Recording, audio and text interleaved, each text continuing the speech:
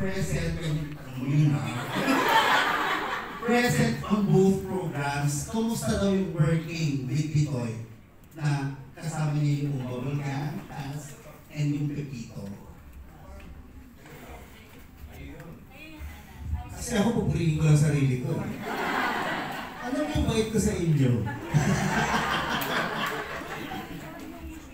Maka-work ko si Tito Bitoy on Pepito Manaloto. Parang hindi na po actually work kasi parang family na po talaga yung turing namin sa isa't isa. So pag pupunta na sa TV, parang hindi ko naisip na parang work kasi parang maglalaro lang. May pupunin na wala ganyan. Also, tinatake namin yung mga scenes na yun. Pero, the rest po, sobrang maayos po nakataba ang Tito Bitoy. So,